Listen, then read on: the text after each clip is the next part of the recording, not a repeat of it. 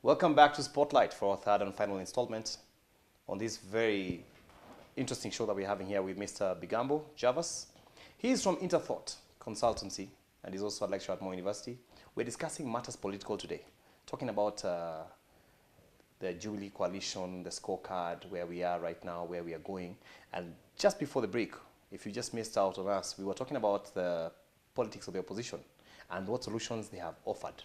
And Javas, I want to ask you, and I was even asking you during our break, we have seen very many brilliant people going to parliament, going to the Senate. I mean, the country doesn't lack good ideas. Guys come, and when you hear them talk on the campaign trail, you're like, yeah, this guy will get in and things will happen. But so far, like you're saying, if the Code coalition are, like you put it, they're deficient of solutions for this country. At the same time, the Jubilee coalition have a lot of problems in taking us to the promised land of the things that they laid out for us. Then where are we? What happened to all those characters who are in parliament or in Senate or are governors who were so brilliant and had so many good ideas?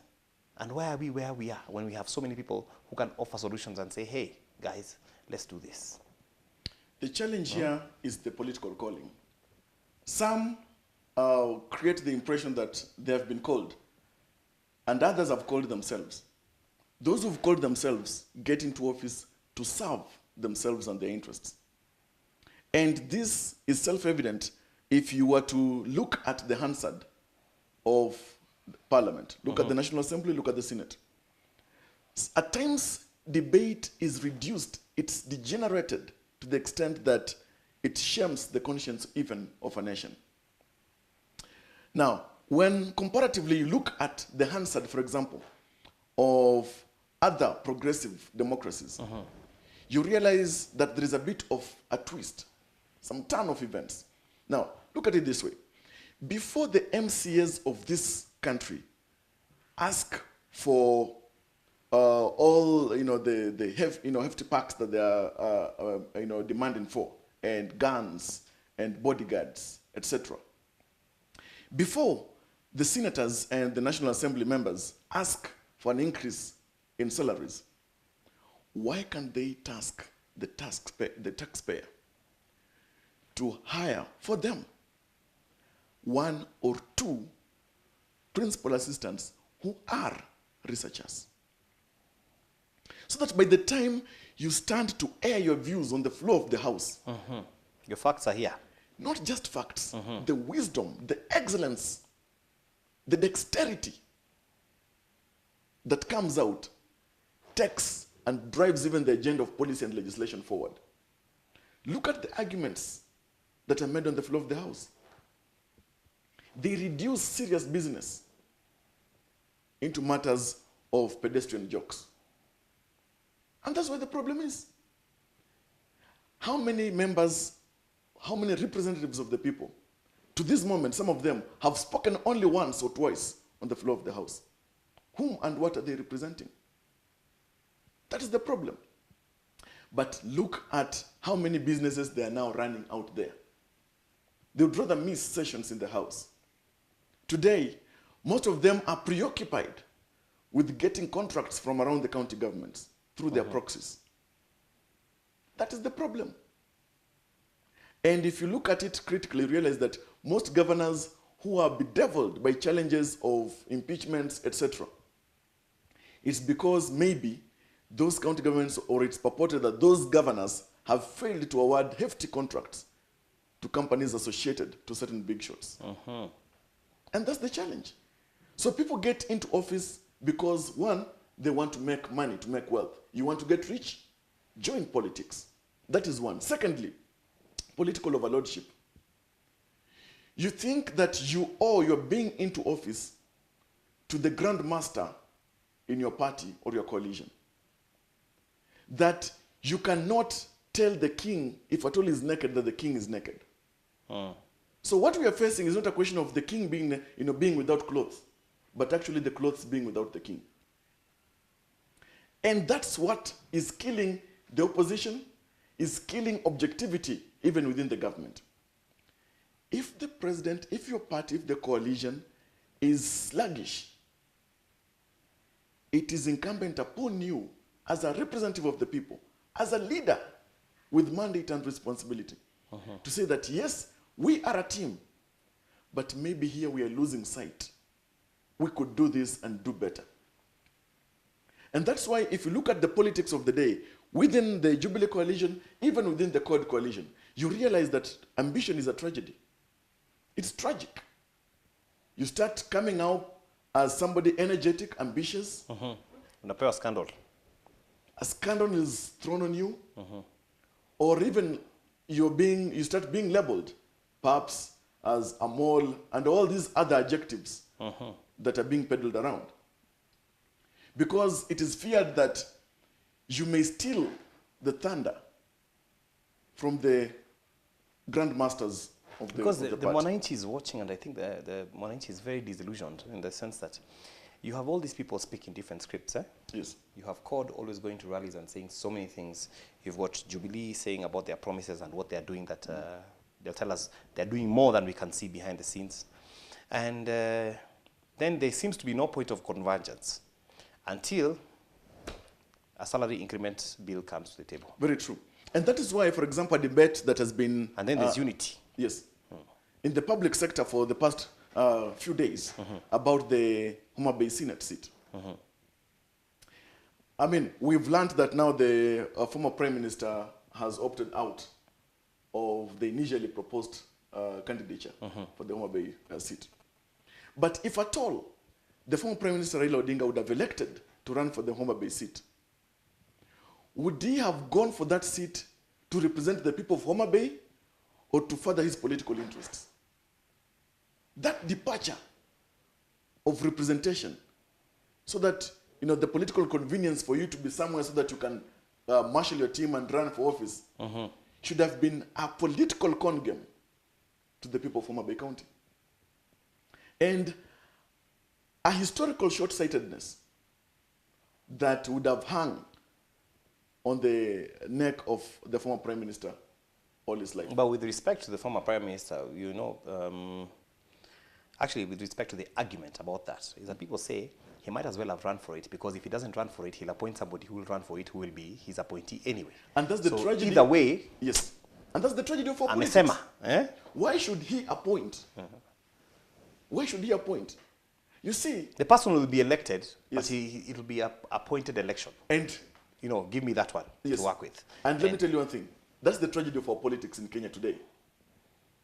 The thing should be, in competitive politics, if our democracy must make sense to us, and even if it must move beyond the theories of politics and come to functional polemics of our time, it's a question of the people having a voice, voicing their wishes through their desired or preferred candidate. Let that candidate go into office because the people want that person to serve.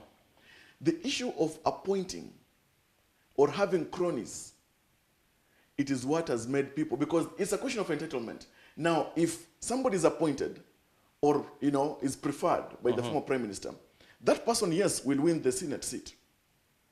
That person will not owe his allegiance to the people, but to the former Prime Minister. Because he's the one who made it possible. He's the one actually who picked him and placed him there. That is, that's shortchanging the people. Because in the end, everything this person or this leader does will be. Yeah, and then you don't get effective representation. And that is the tragedy of our democracy today. But now what happens? Where is the place of the guys who ran for presidency? There were so many. Martha Karua, Professor Kiapi, Peter Kenneth, Musalia Mudavadi. There was even Diba. Abdul. Yes. Paul Muite. Where is their place? The challenge with our politics today, in the dynamics right now, yes, is that the moment you have failed and do they have a role to play, by the way? They do have a role to play. But look at our politics. The moment you failed to clinch the seat that you are gunning for, you are relegated to the backwaters. And you stay in the cold. And chances are that you go into oblivion and only remain in the footnotes of the nation's history. Yeah, because together, if you combine their votes, it's quite substantial. It's quite substantial, yes. The thing is this, for example. And that's why I challenge people. It's not a question of running for office because you think that you want to run for office. If it's about service, as they were making it look, then even right now with the challenges that are facing this country, those who should or who are running for political office, for presidency, should come out and voice on possible solutions, challenge the government, but offer solutions and say, this is what the government should be doing to change this situation. Martha Karua, Peter Kenneth, Abdu Badida, Paul Muite, Musalia Mudavadi, where are they? Right now they're playing small-time politics and a game of survival wherever they are in their backyards. Look at other countries where we like admiring the most. Look at Britain. Look at the USA. Those who've run for political office never go silent. They'll speak on matters foreign policy, matters security, matters to do with taxation. They will speak, not just to challenge the government, but say this is what should happen for the benefit of the people. Just before we end, let me ask, Yes. where does that leave you and me? Where does it leave the person watching this program right now? The guy who is looking and thinking, okay, so now what? Failed by the government, failed by the opposition, failed by the guys who would have offered alternative solutions. Where do we go from here? The thing is this, all of us should look at ourselves as duty bearers, not just the government. Now, when we want to hold the government to account, to what extent and how effectively are we holding each other to account, and even holding ourselves to account? Why is it that it is difficult for somebody to fault the president, fault the former prime minister, fault their senator or their governor, just because that governor comes from their community or from their clan? So that myopism is what stops us. Where is our place? Our place is in rising, being objective, and choosing to stand firm, stand tall, speak clearly and loudly, even if the skies were to fall. But speak the truth to make the nation better, to make leadership better, and to make a nation progressive. Yeah. I would say, well, so inaanza pia na wewe, just the way the president put it. Now, well, when the president said It that comes back down to you, man. that the security starts with you, If security starts with you, and then now good governance starts with you. I think the president erred. Security doesn't start with you. So- Security starts with the S. S stands for state. For state. Yes. Yeah? So well, the issue is all of us should be duty bearers. Yeah. And see what role do we play in strengthening, in fostering service delivery at all levels. Do you think we'll get there, changing the way we look at things from the myopism that we have? I think We just had a report the other day. I know we're about to finish. We have a minute, but Yes. the report says what 43% of us don't trust each other. it is very true. Trust is an issue. And basically because we don't trust people outside our own Communities. tribe. Yes. That's very true. So- I believe deep to the very core of my existence that we shall become better. So far, looking at the history of this country, we have come so far. And I know we'll go very far. The issue is this government, the national government and the county governments should prioritize education. So that if we eliminate illiteracy to the bare minimum, let everybody go to school, benefit from that education, become better, become independent, and have our education supports self-thinking into matters innovation and self-employment and all that, and realize that we don't owe our progress to the elected leaders, but to ourselves, to each other. And that's why even this constitution, the opening words are giving unto ourselves.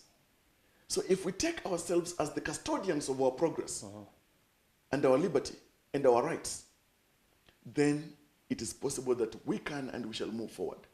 That day should not be waited for. That day should start now. I hear you. That day should start now. And on that note, we're going to end this program. And I like what you said about giving unto ourselves. Take time to read the Constitution and find out what it says for yourself. And the day for change should start now, should start today. Thank you so much for watching this program. This has been the KASS Spotlight. My name is Levi Gones. I've had a wonderful guest here by the name of Javas Bigambo. We've been talking about matters political. He is from the Interthought Consultancy, and he sells ideas, according to what he said himself. We'll have him next time, and we will be discussing more on what is happening in your world of politics. Good night, and thank you for watching, and God bless you. Thank you, Chief. Thanks, man. Asante.